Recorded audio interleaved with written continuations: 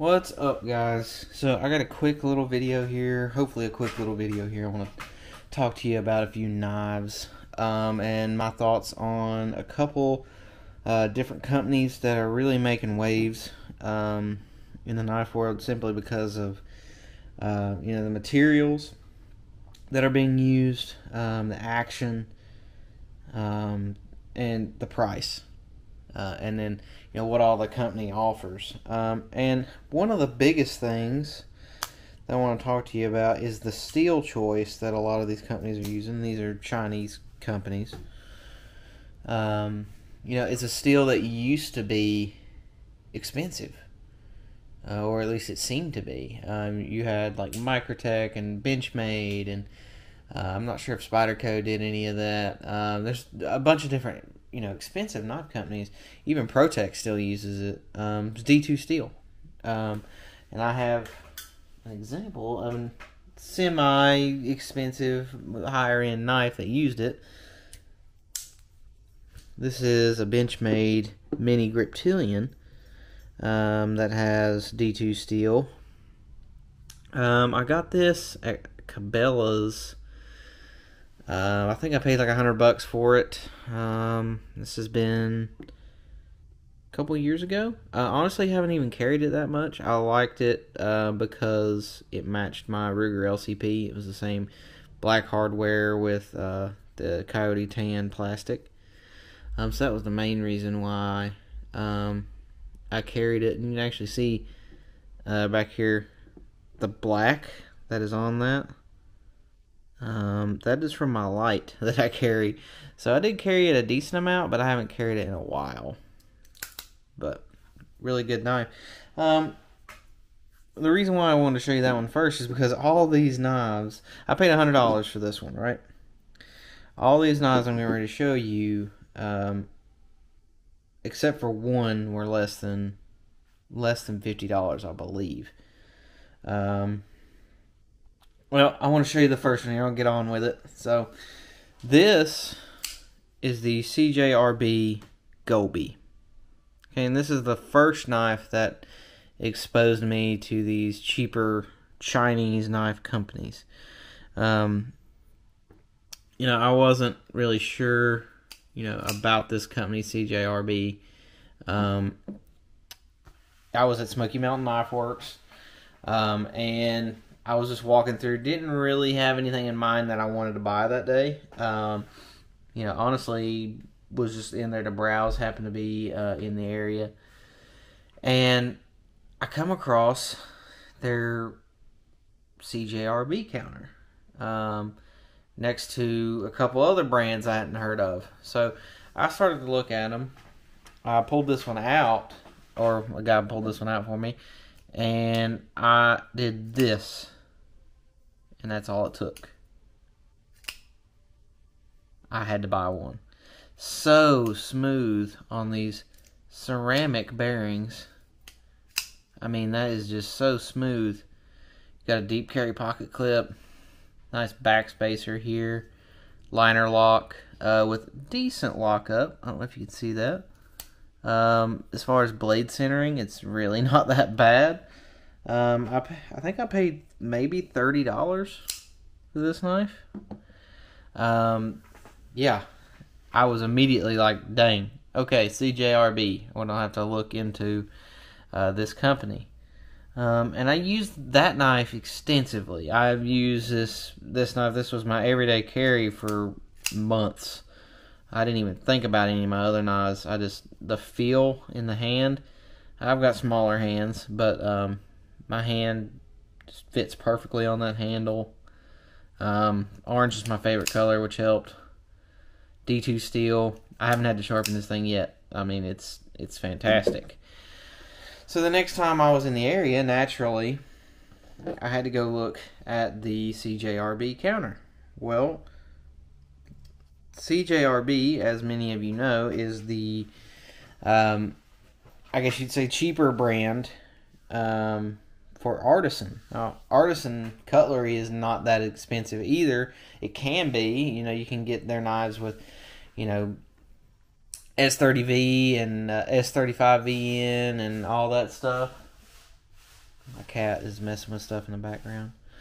But you can get all kinds of different things, titanium and all that good stuff. Well, I saw this one knife. It looked like a traditional style knife. It was an SMKW exclusive in this certain micarta and a color combination. So this is the Artisan Mini Hyperion. This is another knife that I used extensively. And once I got this knife, again, D2 steel, flipper. Look at that pivot. Pivot is really nice. I'm going to have to go get my cat really quick, guys. Hang on just a second.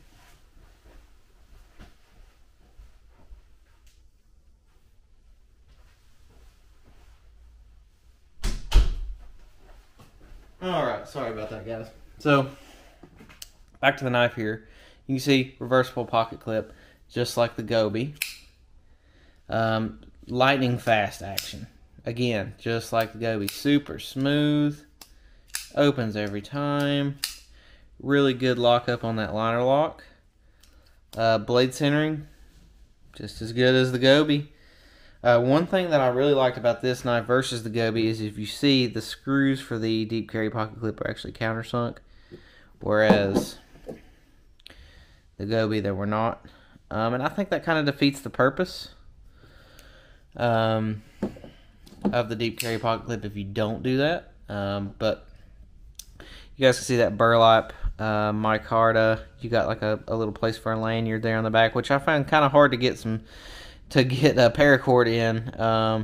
So I haven't actually put a lanyard on this one yet, which I like to have a lanyard on my knives when I'm going to carry them often.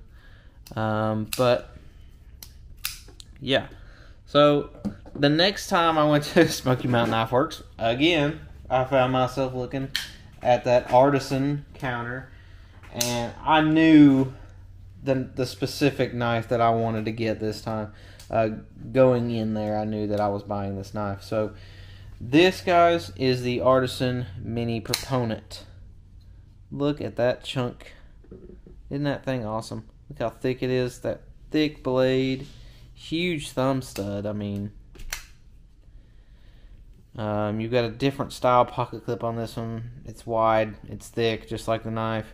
And that hole right there actually is a place for a lock, like a screw-in pin that you can use if you want to either lock the knife shut or lock it open.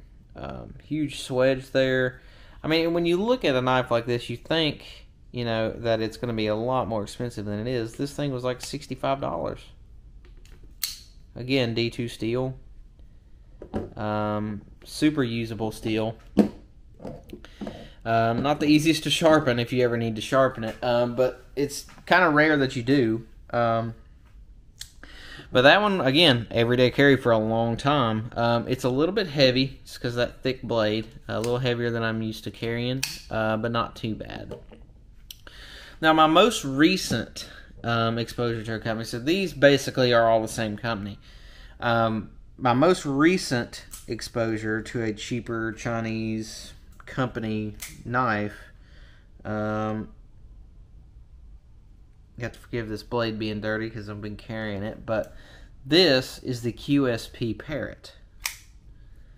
You guys can check that one out there. That one is in, again, D2 steel, drop point blade, kind of a satin finish, I guess you would say. There's the QSP logo.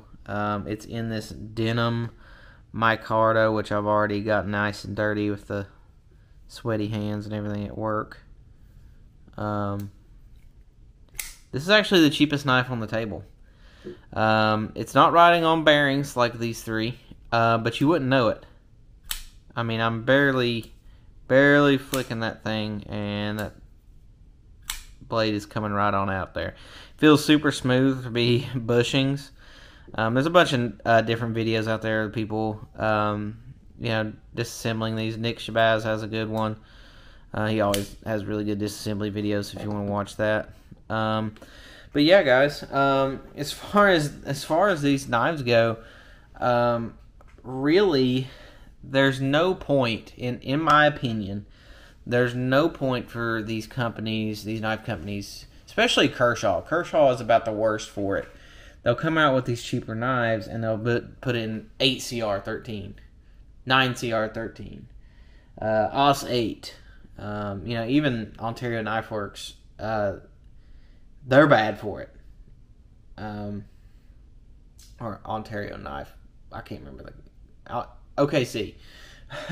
They're really, really bad for it, especially with the Rat 1, Rat 2, OS 8. I mean, you can put an edge on OS 8, but in my opinion, with D2 being as cheap as $27, guys,